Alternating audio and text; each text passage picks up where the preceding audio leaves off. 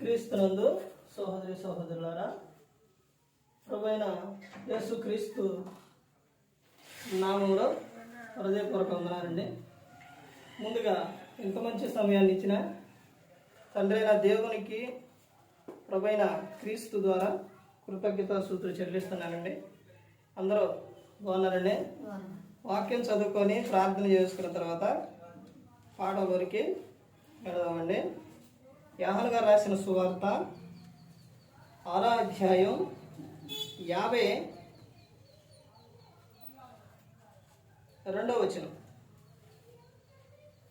యూదులు ఈయన తన శరీరము ఎలాగా తిననీయగలడని ఒకరితో ఒకడు వాదించింది.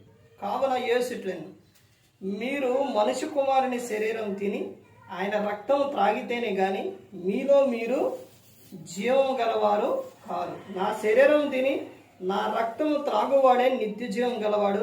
అంత్యదినమున నేను వారిని లేపుదు. నా శరీరము నిజమైన ఆహారము, నా రక్తము నిజమైన పానమునై ఉన్నది. నా శరీరం తిని నా రక్తము త్రాగువాడు నా యందును నేను వాని యందును నిలిచియుందుము. ప్రార్థన చేసుకుందాం. పరలోకమందున్న మా తండ్రి, పరిశుద్ర ప్రేమ గల తండ్రి, గొప్ప తండ్రి యెహోవా తండ్రి, అయ్యా మీ ప్రియకుమారుడు యేసు క్రీస్తు ప్రభువారి ద్వారా కృతజ్ఞతాస్తుతులు చెల్లిస్తున్నాము నాయన. అయ్యా కుడికంతట్లో మీరే ఉంది నడిపించండి నాయన. అయ్యా వాక్యం బోధించుండగా వినువారు తండ్రి మనుషులు తిని వాక్యానుసారంగా నడిచే భాగ్యం దయచేయండి. వాక్యం బోధించుండగా ఈ లోక సంబంధమైన జ్ఞానంతో కాకుండా మీ జ్ఞానంతో మాట్లాడే భాగ్యం దయచేస్తారని మా ప్రభువైన యేసుక్రీస్తు నామన వేడుకుంటున్నాం తండ్రి, ఆమేన్. ప్రభువైన యేసుక్రీస్తు నామలో హృదయపూర్వక వందనాలండి. దేవుని కుమారుడు యేసుక్రీస్తు ప్రభువారు ఈ లోకానికి వచ్చిన తర్వాత పరలోక రాజ్యం సమీపిస్తుంది కనుక మారు మనసు పొందమని ప్రకటింప మొదలుపెట్టారు. అంశం ఆదివారం ఆరాధన క్రమాలు, అందులోని పాటించవలసిన విషయాలు. ఆదివారం ఆరాధన క్రమాల్లో పాటించవలసిన విషయాలు. ఆదివారం ఆరాధన క్రమాల్లోనే ప్రతి ఒక్కరు కూడా గమనించుకోవాలి, ప్రతి ఒక్కరు కూడా తెలుసుకోవాలి. ఏమిటి అని అంటే ఆరాధన క్రమాలు 5 క్రమాలు ఉంటాయి. ఆ 5 క్రమాల్లో పాటించవలసిన విషయాలు 5 క్రమాల్లో పాటించాలి. 5 క్రమాలు పాటించకపోతే చాలా ప్రమాదం. అందులోని ఆరాధన అంటే దేవునికి చాలా ఇష్టం, చాలా ప్రాముఖ్యమైనది. నువ్వు మీటింగ్స్ పెట్టుకో, కూడిక పెట్టుకో, నువ్వేదన్నా పెట్టుకో, అంటే ఈ రెండే దొరుకుతాయిగా, లేదా పుట్టినరోజు అయినా ఇంకేదైనా కొన్ని గంటలు లేదా కొంత సమయం లేట్ అయినా, ఎందుకంటే అవి సమయానికి అనేది జరగవు. కానీ ఆరాధన అలా కాదు. మీరు కొత్తగా ఇప్పుడే వచ్చారు కాబట్టి ఆరాధన క్రమం గురించి చెబుతున్నా. ఎల్లుండి ఆరాధన క్రమం జరిగిద్ది కాబట్టి అందులోని తెలుసుకోవాల్సిన విషయాలు ముందుగానే చెబుతున్నారు.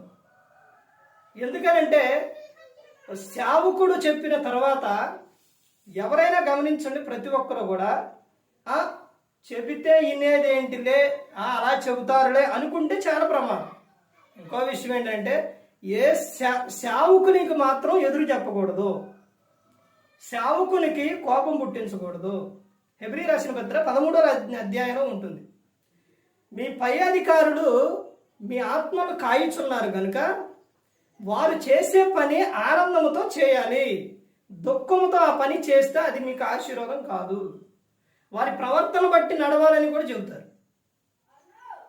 సేవకునికి ఎదురు తిరిగితే ఏం జరుగుతుందనంటే, ఎలీషా గారు ఒక ప్రాంతం నుంచి ఒక ప్రాంతానికి వెళుతున్న సమయంలోనే పిల్లలు కొంతమంది ఎలీషా గారికి పట్టుదల ఉండింది.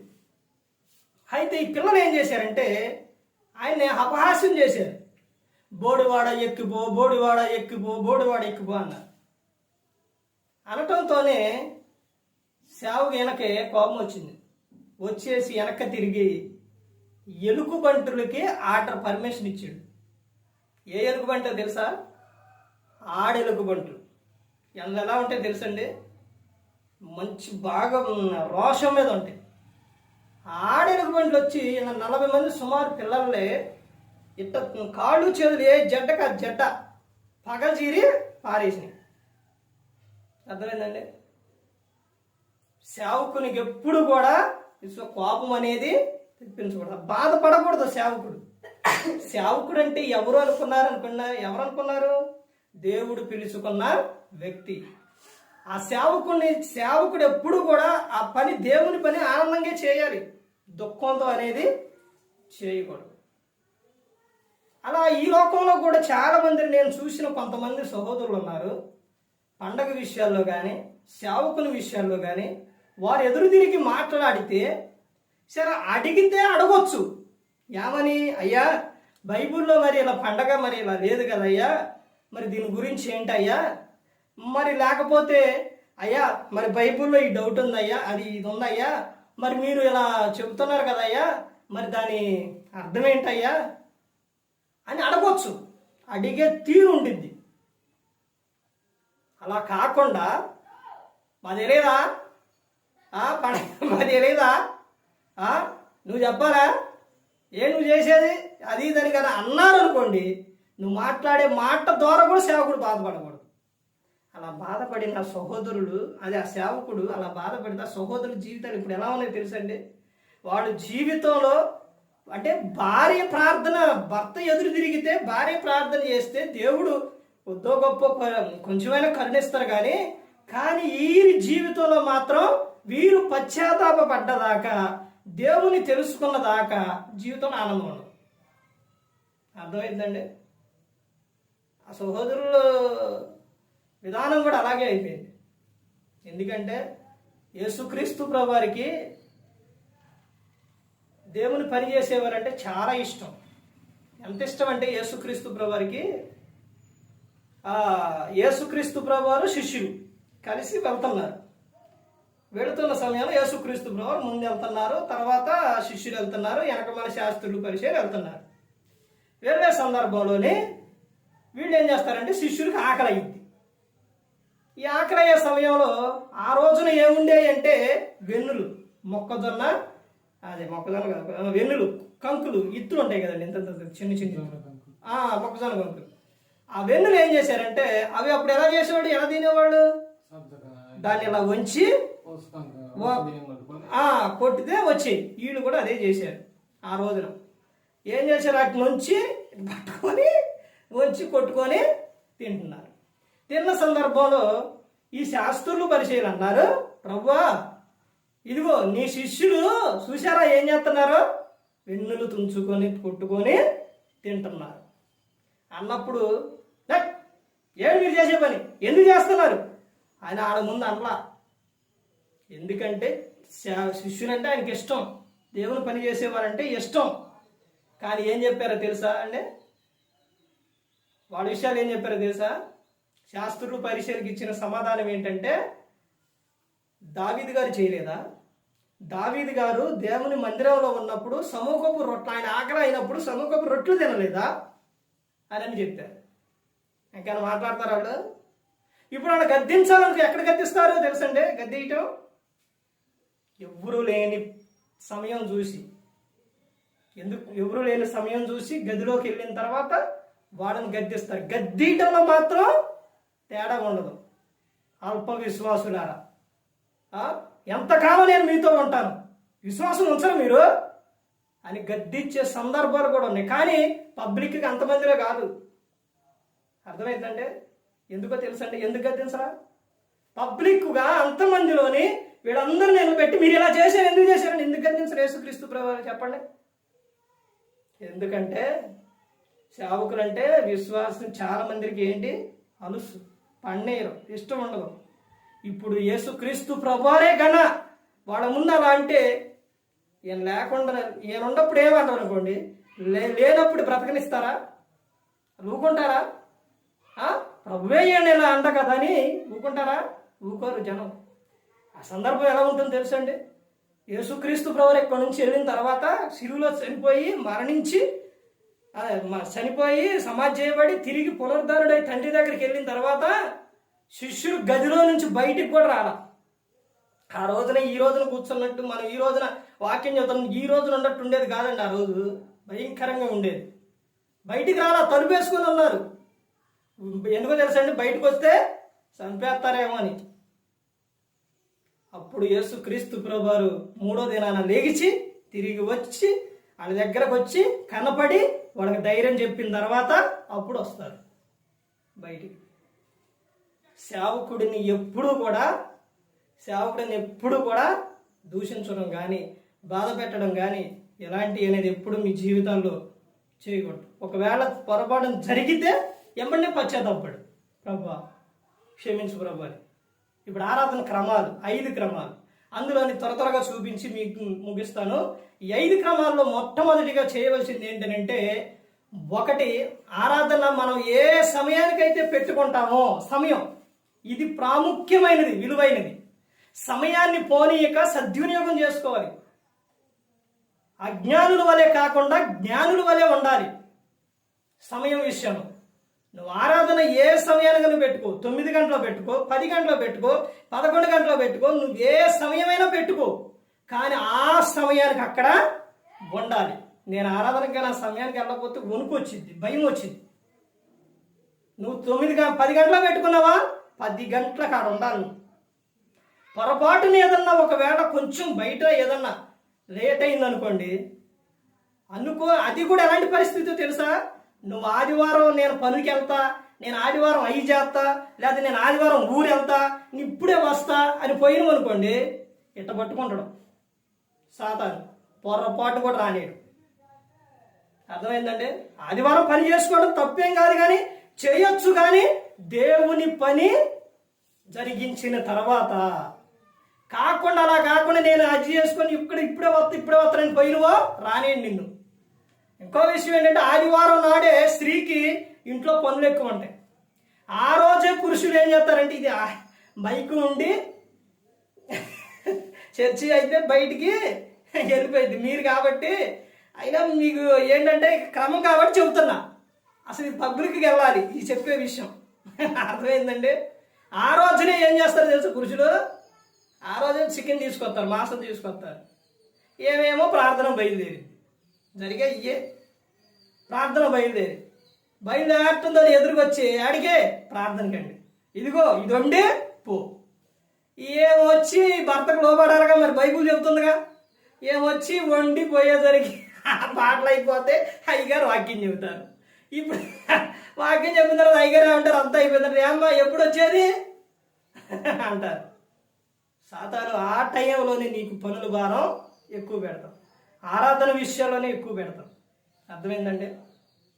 నువ్వు ఆ రోజున నువ్వు ఇక చేయవలసింది ఏంటంటే, ఉదయం లేచిన కానించి ఎప్పుడు సేవకుడు వస్తారో, ఎప్పుడు 10 అయింది, ఎప్పుడు నువ్వు పెట్టుకున్న సమయం ఎప్పుడు అయింది, నేను ఎప్పుడు వెళ్ళాలని నువ్వు కాచుకొని ఉండాలే. కానీ నేను ఇప్పుడే వస్తానని పోయినమో పొరపాటు కూడా రానేడు. ఇంట్లో స్త్రీలు కూడా అంతే. ఆ రోజునే చూడండి, సేవకుడు పాటలు పాడుతుంటే మైకు వచ్చి ఆరాధన నడుతూ పాటలు పాడుతుంటే అప్పుడే తోముతారు, అప్పుడే ఉతుకుతారు, అన్నీ అప్పుడే. ఇక్కడేమో పాటలు పాడుతుంటారు, ఇక్కడేమో పనులు చేస్తూ ఉంటారు. ఒకసారి గమనించండి, నువ్వు సమయానికి రావాలి. అర్థమవుతుందండి? వచ్చి నువ్వు దేవుణ్ణి మొట్టమొదటి ప్రార్థన కానించి ఉండాలి. మొదటి ప్రార్థన కానించి ఆ ప్రార్థనకు వచ్చిన తర్వాత ఏం జరిగిద్దంటే, ప్రసంగి 5వ అధ్యాయం 1వ వచనం, నువ్వు దేవుని మందిరానికి పోయినప్పుడు నీ ప్రవర్తన జాగ్రత్తగా ఉండాలి, ఎందుకంటే దేవుడు చూస్తున్నాడు కాబట్టి. వచ్చిన తర్వాత ఆరాధన మొదలుపెట్టిన తర్వాత నేను మాట్లాడతా, ఆరాధన మొదలుపెట్టిన తర్వాత నేను లేకపోతే బయటికి వెళ్తా, లేకపోతే నా ఇష్టానుసారం కూర్చుంటా, లేకపోతే ఇవన్నీ ఆరాధనలో జరగవు. మీకు మొట్టమొదటి కాబట్టి చెప్తున్నాను, ఆరాధన క్రమాలు చాలా జాగ్రత్తగా ఉండాలి. ఆరాధన క్రమాలు. ఆ తర్వాత ఆరాధన క్రమంలో పాటలు ఉంటాయి. ఆ పాటలు దేవుణ్ణి స్తుతించే విధంగా, ఆ పాటలు మహిమపరిచే విధంగా ఉండాలి. ఆ పాటలు నువ్వు రాగానే ఏం చేయాలంటే, మోకాళ్ళేసి వచ్చి టక్కనట అలా కూర్చోవడం కాదు. నువ్వు రాగానే ఏం చేయాలి, మోకాళ్ళేసి దేవునికి చెప్పాలి, మోకాళ్ళేసి ప్రార్థన చేయాలి. నువ్వు ఆరాధనకు వచ్చినప్పుడు నీ చేతిలో బైబుల్ ఉండాలి, పాటల బుక్ ఉండాలి. వచ్చిన తర్వాత ముందే నువ్వేమవ్వాలి, సిద్ధపడి రావాలి. అర్థమైందండి? నువ్వు సిద్ధపడి వచ్చి ఆరాధనలో కూర్చొని తర్వాత పాటల యందు నువ్వు ఆ పాటలు పాడిన తర్వాత ఆ తర్వాత చేయవలసిన విషయం ఏంటంటే నెక్స్ట్ తర్వాత ఆ వాక్యం ఉండేది. తర్వాత అందులో నిలబడి ఒక పాట ఉండేది, రాండి సాహించి పాట ఉండేది. అది అయిపోయిన తర్వాత వాక్య పఠనం చదవటం ఉండేది. తర్వాత వాక్యం చెప్పడం అనేది జరుగుతుంది. ఇప్పుడు వాక్యం చెప్పేటప్పుడు నువ్వు ఏం చేయాలో తెలుసండి. ఒకటి చదువుకున్న వారైతే రాసుకోవాలి, చదువుకోలేని వారైతే వినాలి శ్రద్ధగా. ఆ వాక్యం అయిపోయిన తర్వాత ప్రభురాత్రి క్రమం ఉంటుంది. ప్రభురాత్రి క్రమం ఇప్పుడు చదవబడిన ఇప్పుడు వచనాలు ఇక్కడ ఉన్నాయి చూశారండి. ఈ వచనాన్ని ప్రభురాత్రి క్రమం ఎలా ఉంటుందనంటే, ఒక విషయం చూడండి, నేను మీకు చూపిస్తాను. ఆ రోజున చదివే విషయం, ఆరాధన నాడు ప్రభురాత్రి క్రమంలో చదివే విషయం, అసలు ఆయన శరీరం రక్తం ఎలా తీసుకోవాలి మీకు ఇప్పుడు అంటే కొత్త కాబట్టి చెబుతున్నాను. అపోస్తలుడైన పౌలు గారు కొరింథీయులకు రాసిన మొదటి పత్రిక 11వ అధ్యాయం 23వ వచనం, నేను మీకు అప్పగించిన దానిని ప్రభు వలన పొందితిని. ప్రభు అయిన యేసు తాను అప్పగింపబడిన రాత్రి ఒక రొట్టెను ఎత్తుకొని కృతజ్ఞతాస్తుతులు చెల్లించి ఏం చేశారు? కృతజ్ఞతాస్తుతులు.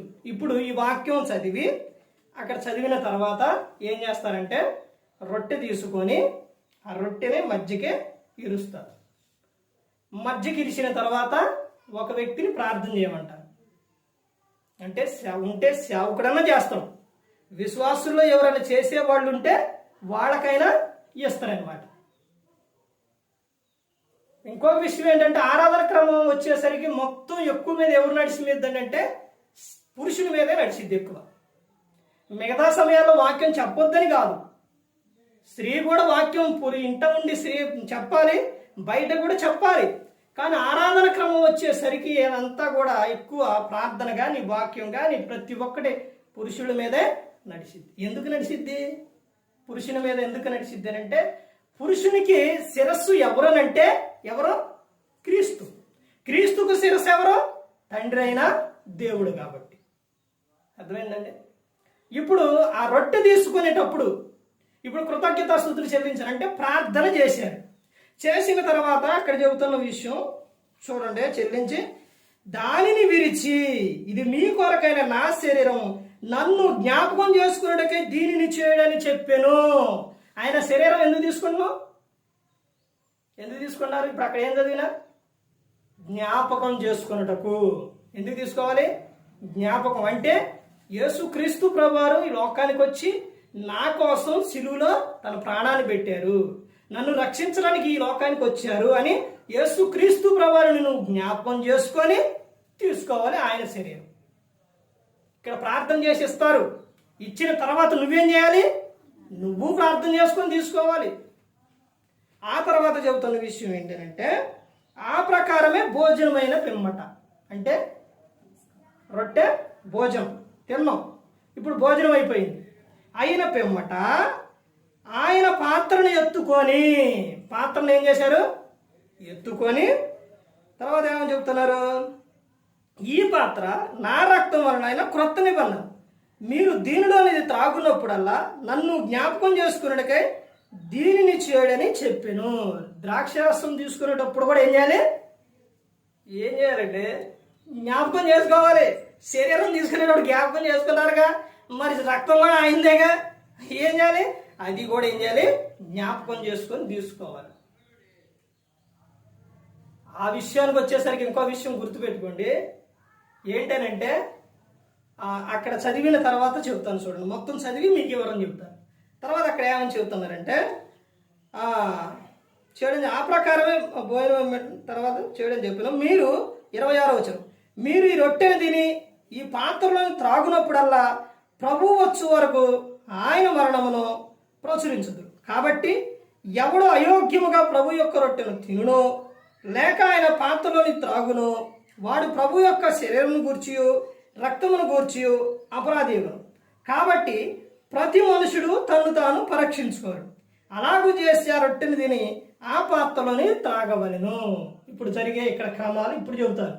ఏంటి అని అంటే, ఇక్కడ ఏమని చెబుతున్నారంటే, నువ్వు తీసుకునేటప్పుడు ప్రభువుని జ్ఞాపకం చేసుకోవాలి. తీసుకునేటప్పుడే నువ్వు ఏం చేయాలని అంటే, చాలామంది ఏం చేస్తారంటే శరీరం రాగానే ఆయన అంటే రొట్టె రాగానే కూర్చొని కుర్చీలో కూర్చొని ఇటు తీసుకొని ఇటు తింటారు. అది ఏమంటారు దాన్ని? నిర్లక్ష్యం, అయోగ్యం.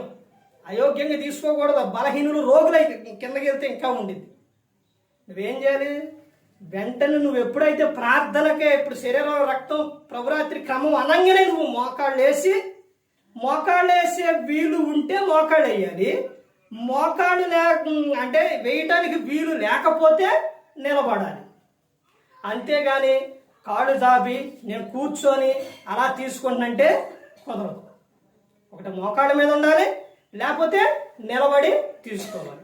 అలా తీసుకునేటప్పుడు నువ్వేం చేయాలంటే ప్రార్థన చేసుకొని తీసుకోవాలి. అయోగ్యముగా తీసుకోకూడదు అని చెబుతున్నారు.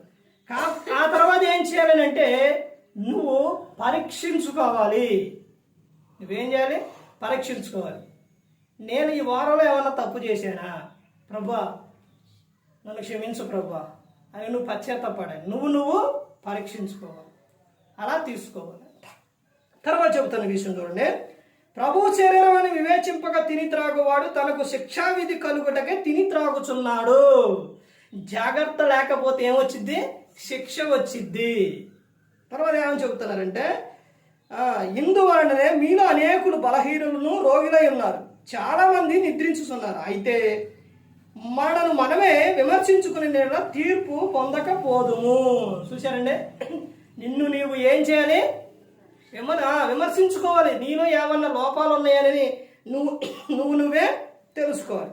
మనము తీర్పు పొందిన ఎడల లోకముతో పాటు మనకు శిక్షా విధి కలుగుకున్నట్లు ప్రభువు చేత శిక్షింపబడుచున్నాం. కాబట్టి నా సహోదరులారా, భోజనము చేయుటకు మీరు కూడి వచ్చినప్పుడు ఒకని కొరకు ఒకడో కనిపెట్టుకుని ఉండి, మీరు కూడి వచ్చుట శిక్షా విధికి కారణం కాకున్నట్లు ఎవడైనా ఆకలి కొని నీడల తన ఇంటనే భోజనం చేయవలను.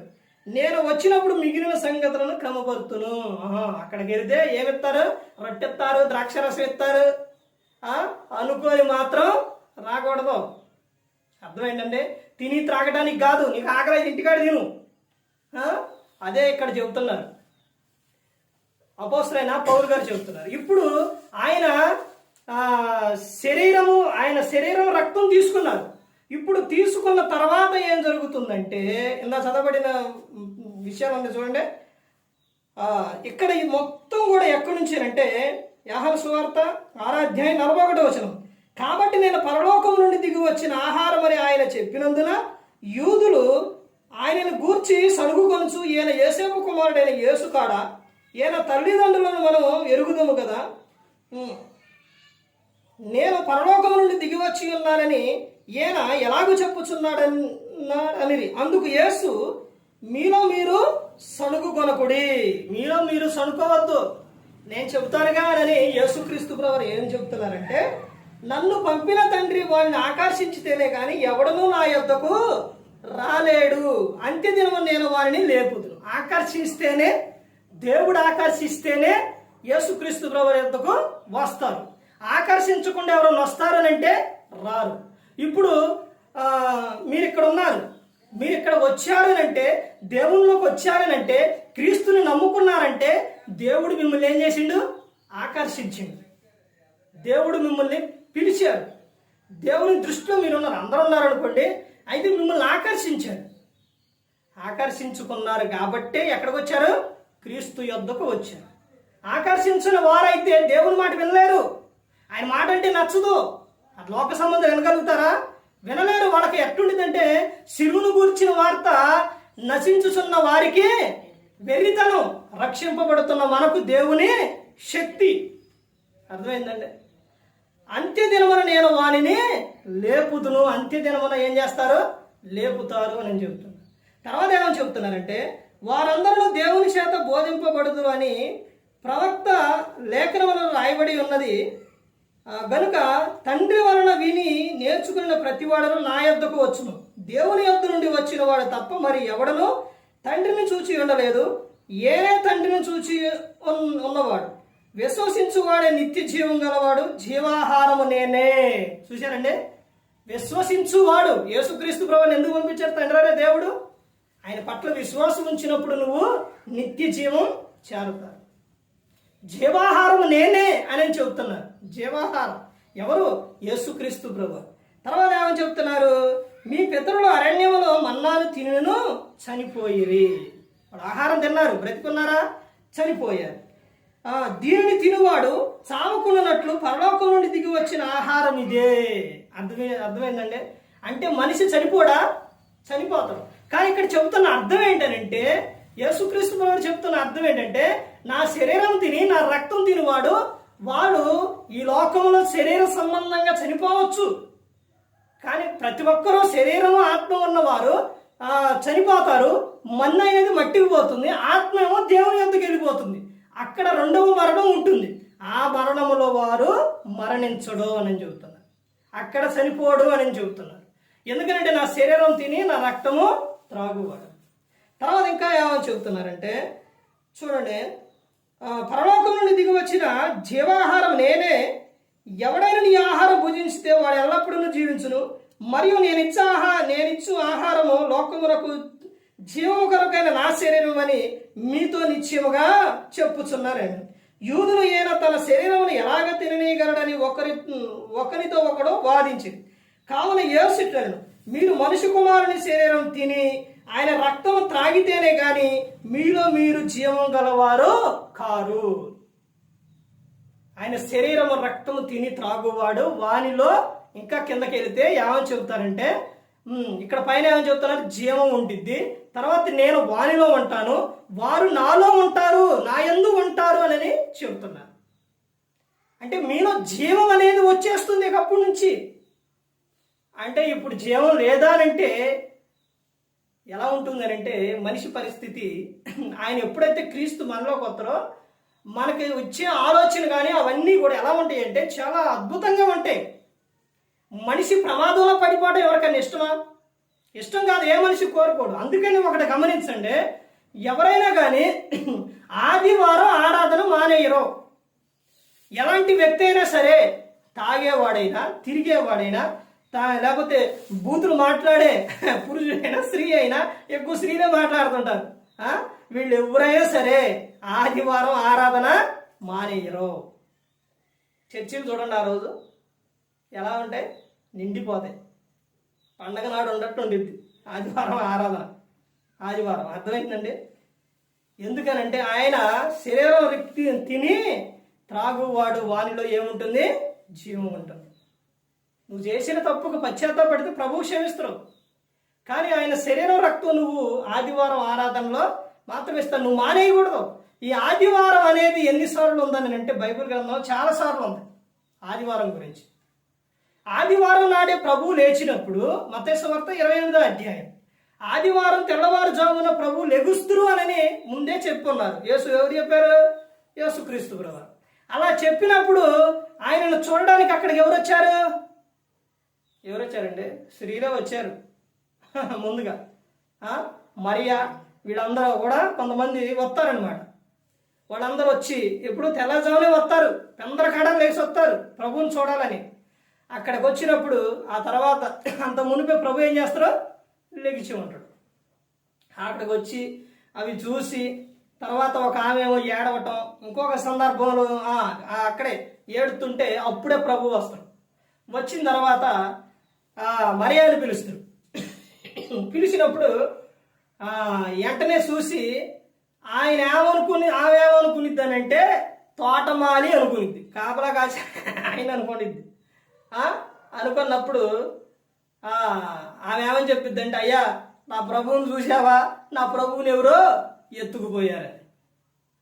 మరియా అనగానే వెంటనే చూసి రబ్బీ అనిద్ది. రబ్బీ అంటే గ్రీకు భాషలో బోధకుడా అని అర్థం. బోధకుడా అనగానే మరియ లేచి గబగబ రాబోయేసరికి అప్పుడు దాకా ముట్టుకున్న ఆయన అప్పుడు ముట్టుకొని ఈడేక. ఎందుకో తెలుసండి, ఆయన ఇక్కడ ఉండట్లేదు. ఇక ఎక్కడికి వెళ్ళిపోతున్నారు? తండ్రి యొద్దకు. వీళ్ళప్పుడు చెబుతారంట, మరియా నేను ఇంకా తండ్రి యొద్దకు వెళ్ళలేదు, నన్ను ముట్టుకోవద్దు అని చెబుతారు. అక్కడ నుంచి యేసుక్రీస్తు ప్రభువారు అక్కడిక వెళ్ళిపోతారనమాట. తర్వాత కొన్నిసార్లు వీళ్ళు వెళ్ళి శిష్యులకు చెప్పటం, ఈ సందర్భాలు మొత్తం కూడా చాలా విషయాలు ఉండేది. ఇప్పుడు అవన్నీ చెప్తే చాలా సందర్భం అయిపోతుంది, చాలా విషయాలు ఉన్నాయి. ఆ తర్వాత అపోస్తులైన పౌలు గారు అపోస్తుల కార్యాల్లోనే 20వ అధ్యాయంలో ఆయన ఏమని చెప్తారు, 7వ వచనంలో ఏమని చెప్తారంటే, ఆదివారం నాడే ఆయన రొట్టె విరుస్తారు. అర్థమైందండి? ఆయన ప్రసంగం చెప్పేటప్పుడు తెల్లవారు వరకు చెబుతూనే ఉంటాడు. ఆ సమయంలోనే ఒక్కొక్క పిల్లోడు రావటం, ఐతు అనే ఒక పిల్లవాడు రావటం, అక్కడ ఆయనకి ఎక్కడ కిటికీలో కూర్చోవటం, ఎంత 3వ అంతస్తు నుంచి ఏమైతురు జారి కింద పడతారు. కింద పడ్డ తర్వాత పట్టంతోనే వీళ్ళందరూ కిందకు వచ్చేస్తారు. అప్పుడు పౌలు గారు వచ్చి ఆయన హత్తుకొని వీని జీవం వీనిలోనే ఉందని చెప్పి ఆయన బ్రతికించి వచ్చి అర్ధరాత్రి వరకు చెబుతారు అనమాట. అర్థమైందండి? ఇక్కడ చెబుతున్న సందర్భం ఏంటంటే, తర్వాత నా శరీరం తిని నా రక్తము త్రాగువాడు నేను వానిలోను వాడు నాలోను ఉంటారు అని యేసుక్రీస్తు ప్రభువారు చెబుతున్నారు. సందర్భం అంతా అదే. నా శరీరం తిని నా రక్తము త్రాగువాడే నిత్య జీవం గలవాడు, అంత్యదినం నేను వారిని లేపుదును. నా శరీరము నిజమైన ఆహారమును నా రక్తము నిజమైన పానమున ఉన్నది. నా శరీరం తిని నా రక్తము త్రాగువాడు నా యందును నేను వాని యందును నిలిచియుందును. జీవము గల తండ్రి నన్ను పంపిన గనుక నేను తండ్రి మూలముగా జీవించుచున్నట్టే నన్ను తినువాడును నా మూలముగా జీవించును. నన్ను తినువాడు ఏం చేస్తారో నా మూలముగా జీవిస్తారు అని చెబుతాను. తర్వాత ఇదే పరలోకం నుండి దిగి వచ్చిన ఆహారం పితరుడు మన్నాను తినియు చనిపోయినట్టు కాదు, ఈ ఆహారం తినవాడు ఎల్లప్పుడూ జీవించునని నిశ్చయముగా మీతో చెప్పుచున్నా నేను. ఈ ఆహారం తినవాడు ఎప్పుడు ఉంటాడంట? ఎల్లప్పుడూ కూడా జీవిస్తూనే ఉంటాడు. ఎల్లప్పుడు అంటే ఇక్కడ కాదు, ఆయన చెప్పేది ప్రతి ఒక్కటి పరలోక సంబంధమైన విషయం. పరలోకంలో ఎల్లప్పుడు కూడా ఎలా ఉంటారు? జీవించి ఉంటారు అని చెబుతున్నారు. ఇది ఆయన శరీరం రక్తం తీసుకునే విధానం, ఆయన తీసుకున్న తర్వాత ఏం జరుగుతుంది అనేది. నెక్స్ట్ ఆరాధనలో ఇంకొక విషయం ఏంటంటే, ఇంకొక కార్యక్రమం విషయం ఏంటంటే, ఇది అయిపోయిన తర్వాత కానుకల క్రమం ఉంటుంది. ఆ కానుకల వచనం కూడా చదివేది ఏది అని అంటే, అపోస్తలుడైన పౌలు గారు కొరింథీయులకు రాసిన పత్రిక 9వ అధ్యాయం 5వ వచనం నుంచి, కావున లోగడ ఇచ్చిదమని మీరు చెప్పిన ధర్మం పిసినితనముగా ఇయ్యక ధారాళముగా ఇవ్వాలని చెప్పి సహోదరుడు మీ యొద్దకు ముందుగా వచ్చి దానిని జమ చేయటకి వారిని హెచ్చరించడం అవసరమని తలంచితిని. ముందుగా అది వరకు నువ్వు ఎంత ఇచ్చును? పిసినితనంగా ఇచ్చును. మరలా ఇప్పుడు నువ్వు పిసినితనముగా ఇయ్యొద్దు అని చెబుతున్నాను. ఎందుకని ఇయ్యొద్దు పిసినితనంగా? అసలు ఈ కానుకల గురించి చెప్తే ఈ రోజున సేవకులు కూడా బాగా ఎక్కువ ఏం చేశారంటే, దీన్ని బాగా కానుకలు అని ఎక్కువ హెచ్చించడం వలన ఎక్కడైనా ఈ విషయం చెబుదామంటే ఆ కానుకల గురించి మొదలు పెట్టారంట. అసలు కానుకల విషయానికి వచ్చేసరికి పాత నిబంధనలోని దశమ భాగం పెట్టాడు. దశమ భాగం అంటే ఏంటో తెలుసండి? దశమ అనగా 10. అంటే నువ్వు 100 రూపాయలు వచ్చాయనుకోండి, దేవునికి ఎంత ఇవ్వాలి? 10 రూపాయలు ఇవ్వాలి. అలా దశమ భాగం దేవునికి, అది దేవుని సొత్తు. తర్వాత కొత్త నిబంధన వచ్చేసరికి ఏం చెప్పారంటే, నీవు వర్ధిల్లిన కొలది నువ్వు నీ దేవునికి ఇవ్వాలి అని చెబుతున్నారు. నువ్వు పిసినితనముగా దేవునికి ఇవ్వద్దు. అలా ఇస్తే ఏం జరిగిద్ది? ఇక్కడ కింద చెబుతాడు చూడండి, ఏమని చెబుతున్నారంటే 6వ వచనం, కొంచెంగా విత్తువాడు కొంచెముగా పంట పోయింది. నువ్వు పొలంలో ఇన్ని ఇత్తనాలు తీసుకుపోయి ఇన్ని చల్లు అనుకోండి, ఎన్నైతే అన్నే మొలుత్తి. అన్నే మొలిసిన తర్వాత ఇన్ని వేసినావు, ఇన్ని మొలుత్తి, దాన్ని తీసుకెళ్ళి అక్కడైతే అన్నీ మొలుత్తి. ఇన్ని తీసుకెళ్ళి పోసావు అనుకోండి, ఎక్కువ మొలిసిద్ది, నువ్వు ఎక్కువ వేసుకుంటావు, నువ్వేం చేస్తావు? ఎక్కువ కోసుకుంటావు. అదే చెబుతున్నారు, సమృద్ధిగా విత్తువాడు సమృద్ధిగా పంట కోయును. పిడికి గిన్ని విత్తనాలు వేస్తే ఇంత కోస్తావు, మరిన్ని సమృద్ధిగా ఇస్తే నువ్వు సమృద్ధిగానే పంట కోస్తావు అని చెబుతూ ఏమని చెబుతున్నారు చూడండి. సమృద్ధిగా పంట కోయడని ఈ విషయమే చెప్పవచ్చును. సణుగు కొనకయు బలవంతముగా కాకయు ప్రతివాడును తన హృదయంలో నిశ్చయించుకున్న ప్రకారం ఇయ్యవలను.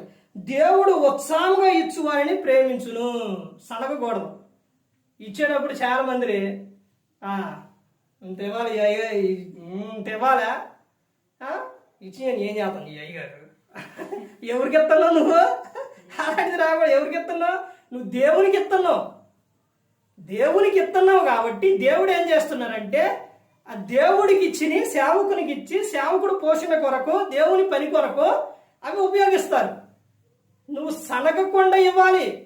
ఇప్పుడు ఆదిలోని ఇద్దరు వ్యక్తులు, ఎవరో కయ్యోను హేబేలు. ఇప్పుడు హేబేలు అర్పణ దేవుడు ఏం చేసిండు? అంగీకరించిండు. కయ్యోను అర్పణ అంగీకరించలేదు. ఇప్పుడు హేబేలు ఏమిచ్చిండు? శ్రేష్టమైన ఇచ్చిండు. చాలా మంది ఇంకా ఇచ్చే విషయాల్లో కొన్ని ఏం చెప్తుంటారంటే సినిపోయిని లేకపోతే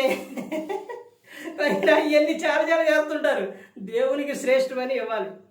అర్థమైందంటే ఆ రోజున కయ్యోను అలాగా ఇవ్వలేదు. ఇప్పుడు కయ్యోను హేబేలు అర్పణ దేవుడు అంగీకరించినప్పుడు వచ్చి అడగొచ్చుగా, తమ్ముడు నువ్వు ఎట్టిస్తున్నావు, ఏమి ఇస్తున్నావు, ఎలా ఇస్తున్నావు అనేది అడగొచ్చుగా.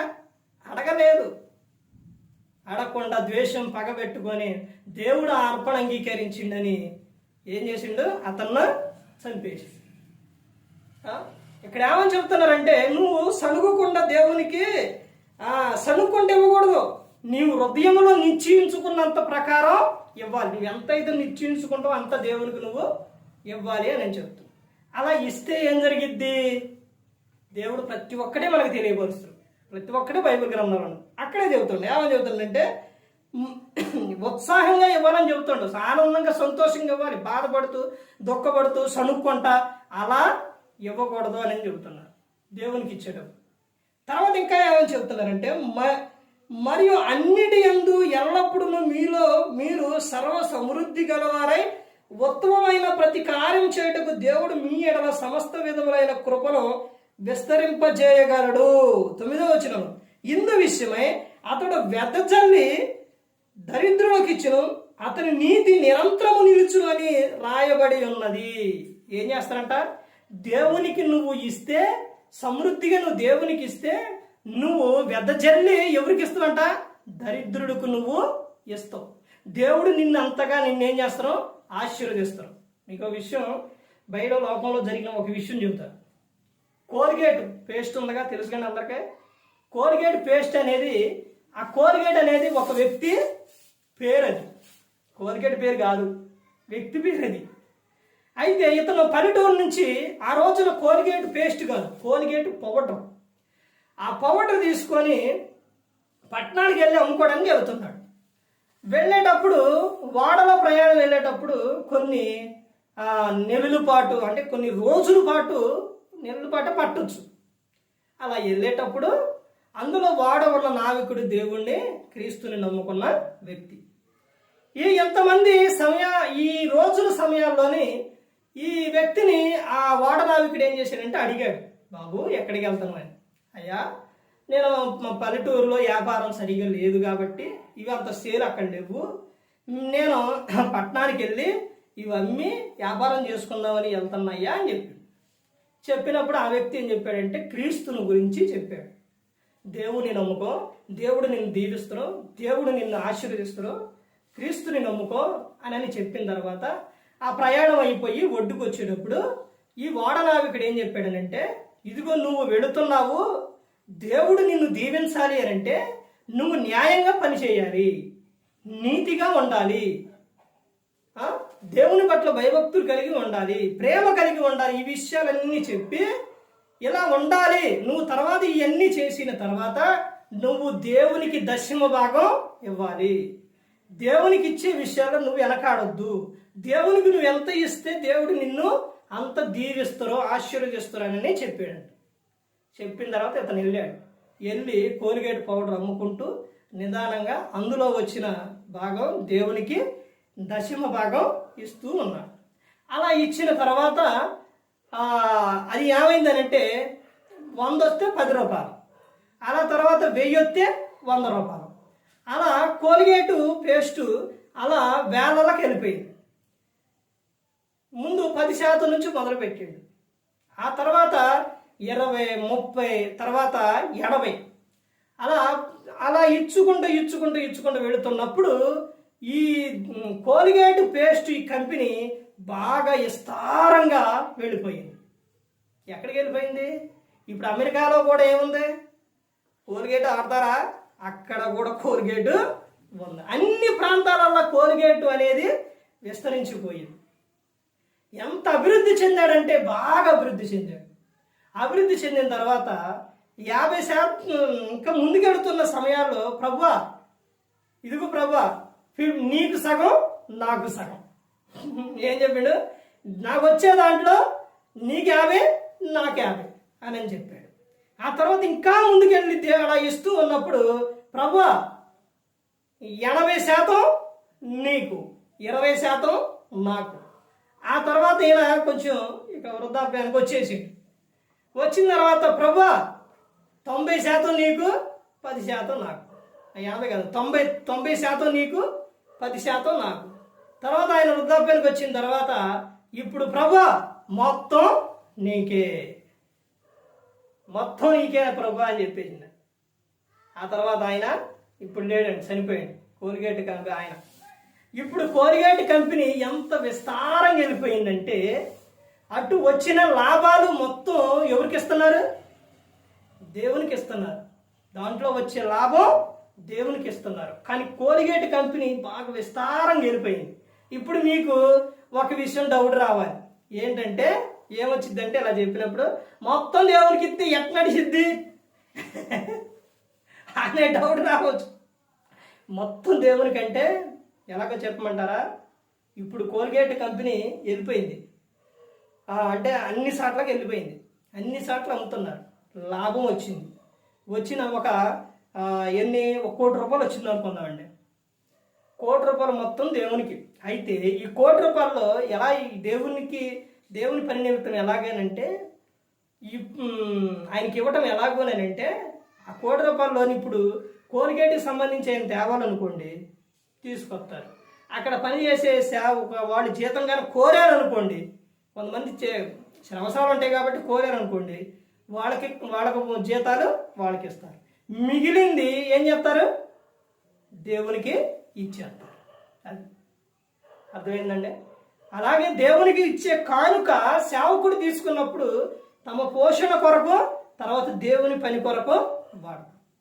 దేవునికి ఇచ్చే విషయంలో నువ్వు ఎప్పుడు కూడా వెనకడుగు వేయొద్దు. ఇంకో విషయం నేనేం చెప్తానంటే, ఒక విషయం నా విషయంకి వచ్చేసరికి దేవుడు ఇది తప్పు అయితే క్షమించును గాక, విషయానికి వచ్చేసరికి నాకు కావలసింది ఏంటంటే నాకు కానుకలు కాదు కానండి.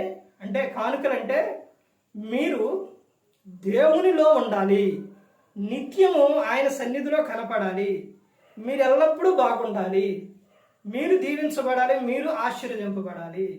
ఇప్పుడు ఆరాధన సమయం అంటే ఆరాధనలో ఉండాలి, కూడిక సమయం అంటే ఆ కూడికలో ఉండాలి. ఇప్పుడు ఎందుకు చెబుతున్నారంటే మీరు బ్రతికితే, బ్రతకడం అంటే ఆత్మీయంగా, శరీర సంబంధంగా అయితే దేవుడిచ్చిన ఆయుష్కాలం 100 కావచ్చు, ఇంకా పెంచు కావచ్చు. బైబిల్ గ్రంథం అయితే బైబిల్ ప్రకారం 70, 80 మీరు దేవుడిచ్చిన ఆయుష్కాలం పూర్తి చేసుకొని వెళ్ళటం శరీర సంబంధమైన. ఆత్మీయంగా మీరు బ్రతికితే నేను బ్రతికినట్టే, ఆత్మీయంగా మీరు పడిపోతే సేవకుడు చచ్చిపోయినట్టే. అర్థమవుతుందండి.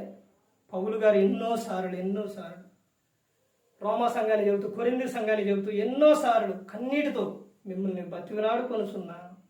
ఎందుకనంటే మీరు బ్రతికితే నేను బ్రతికినట్టే. ఎందుకంటే దేవునికి రేపు లెక్క చెప్పాలి. అర్థమైందండి. ఒకటి సేవకుడు చెప్పాలి, మీరు చెప్పాలి. ఇక నుంచి మీ పేరు జీవగ్రంథంలో లెక్కించబడి ఉంది బాత్మేశ్వరుతో. ఇప్పుడు మీరు చేసే ప్రతి ఒక్కటి కూడా అక్కడ లెక్కించబడిద్ది. మాట కానీ, ప్రవర్తన కానీ, ప్రతి ఒక్కటి ఏదైనా కానీ లెక్కించబడిద్ది. ఇప్పుడు మీరు ఏమయ్యారు? ఎవరయ్యారు? దేవుని పిల్లలయ్యారు. స్కూల్లో పిల్లవాడిని జాయిన్ చేసినప్పుడు ఇక ఏమవుతారు? మొత్తమే హాడదే. తర్వాత అతను మానేశాడు అనుకోండి, కొన్ని రోజుల పాటు మానేశాడు అనుకోండి, తర్వాత ఒక నెల రోజుల పాటు మానేసిన తర్వాత వెళ్ళిన తర్వాత ఏమని చెప్తారు? మీ నాన్న తీసుకురామంటారు. కానీ నువ్వెవరయ్యా, నువ్వెవరు, ఎందుకు వచ్చాను, ఎవరు నువ్వు అంటారా? అందరం. కానీ అక్కడ ఆ పేరు ఉంటుంది కాబట్టి. కానీ ఏం చెప్పాలి మానేసినందుకు? ఏం చెప్పాలండి? మనందరికి తెలిసిన భాషలే మాట్లాడితే నేను అనుకో ఏమనుకుంటా, ఏం చెప్తారంటే లెక్క చెప్పాలి. ఎందుకు మానేశావు? తండ్రిని పిలిచాడు, ఎందుకు మీ పిల్లోడు ఎందుకు మానేసాడు? మీ పిల్లోడు ఆదరణ తెలపాలా, ఎందుకు మానేశావు? ఎందుకు మీ పిల్లోడు మానేసిండు? ముందు పిల్లోడు అడుగుతారు, తర్వాత తండ్రిని అడుగుతారు, పిల్లోడిని అడుగుతారు. చివరికి వాళ్ళకి ఏమన్నా ఈ రూల్స్ ఏమైనా ఉంటే డాక్టర్ సర్టిఫికేట్ తీసుకురా, ఈ తీసుకురా అని చెప్తారు. అర్థమైందండి?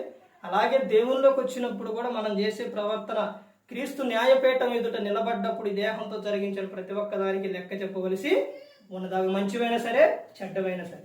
నేను కోరుకునేది ఏంటంటే, మీకు మీ దగ్గర డబ్బులు ఉన్నా లేకపోయినా, అర్థమైందండి, మీరు మాత్రం ఆరాధన మానేయద్దు, కూడిక మానేయద్దు. ఇంకొక విషయం ఏంటంటే, నేను ఎందుకు చెప్తున్నానంటే, చాలామంది అన్ని చోట్ల కొన్ని ప్రాంతాల్లో ఏం చేస్తున్నారనంటే, నాకు తెలిసిన విషయాలు ఏంటంటే, సేవకుడికి ఆ సేవకుడు ఎంతని అంటే ఆ సేవకుడికి ఎంత ఇవ్వాలని వాళ్ళు ఏం చేస్తున్నారంటే ప్రార్థన పెట్టించుకోవట్ల కోడికలు. ఎందుకనంటే ఎంత ఇవ్వాలి, ఎంత లేదు. తర్వాత అతను వస్తే చికెన్ తేవాలి, ఇంకా ఇది తేవాలి, ఇది తేవాలి. అవి తేటానికి కూడా లేదు.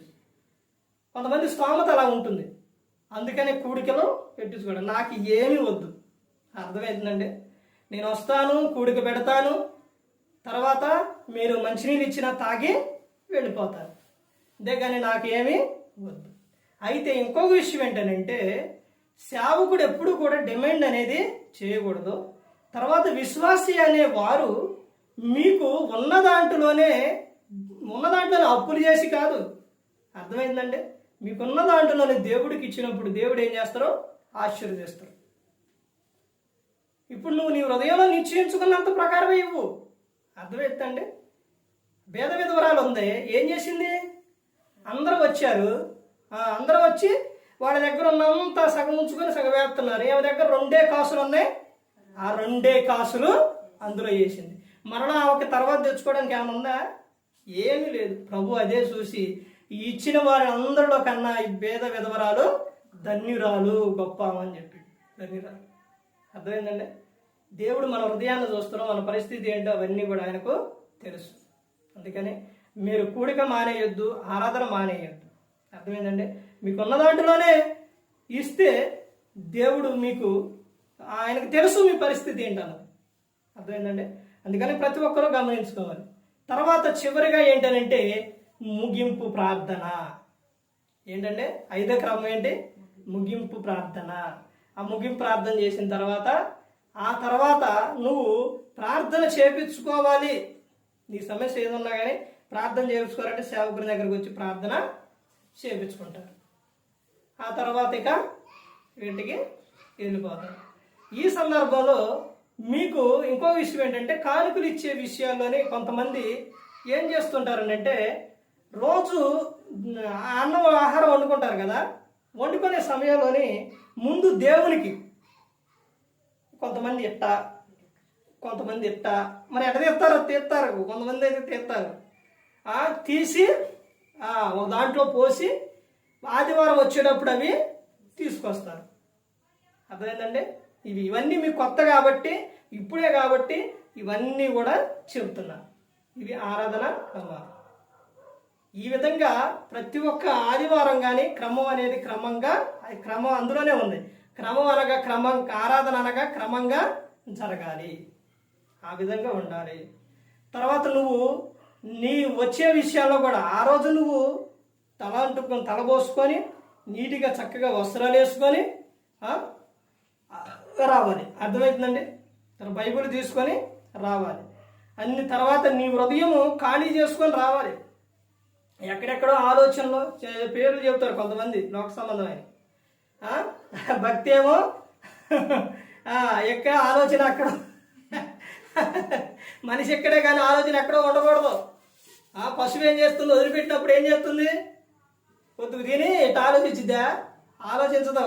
పశువుని ఎప్పుడు మేసినప్పుడు మీరు చూసేమంటారు, ఏం చేసిద్ది? పొద్దున్నే ఇప్పినప్పుడు గబ గబ గబ గబ గబ గబ గబ గబ గబ గబ తినిద్ది, గ్యాప్ లేకుండా తినిద్ది. నీళ్ళైతే తాగిద్ది, మళ్ళీ తినిద్ది. తర్వాత మరి ఎప్పుడు నెవరేసింది? నైట్ ఇంటికి వచ్చిన తర్వాత పడుకున్న తర్వాత ప్రశాంతంగా అప్పుడు ఈ పక్క నుంచి తీసుకొచ్చి నవిలి ఈ పక్క నుంచి పంపించింది.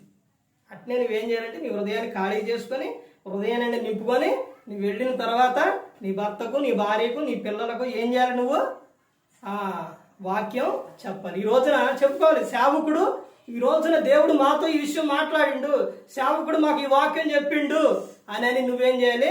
చెప్పుకోవాలి, వాక్యాన్ని ధ్యానించాలి. చెప్పిన అంశం మీద అది కరెక్టేనా, అసలు దాని గురించేనా, బైబిల్లో ఏముంది, ఈ అంశం ఏంటి అని చెప్పింది ఏంటి అని నువ్వేం చేయాలి? పరిశోధించాలి. పౌలు శీల చెప్పిన సంగతులు అలా ఉన్నాయో లేవని ఏం చేశారు? బెరియా సంఘం పరిశోధిస్తూ వచ్చారు. ప్రతిదినం కూడా ప్రతిదినం నువ్వు ధ్యానించాలి, వాక్యాన్ని పరిశోధించాలి, ముందుగా వాక్యాన్ని చదవాలి. ప్రతి ఒక్కరు గమనించుకోవాలి.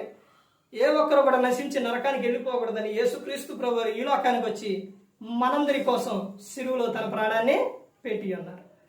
మరి ఈ విధంగా నిలబెట్టి మాట్లాడించిన తండ్రిన దేవునికి కృతజ్ఞతాస్తుతులు చెల్లిస్తూ ఇంతవరకు శ్రద్ధగా ఉన్న మీకు ప్రభు పేట నా హృదయపూర్వకంగా చెల్లిస్తూ ఈ మాటలు ముగిస్తూ అందరికీ వందనాలు.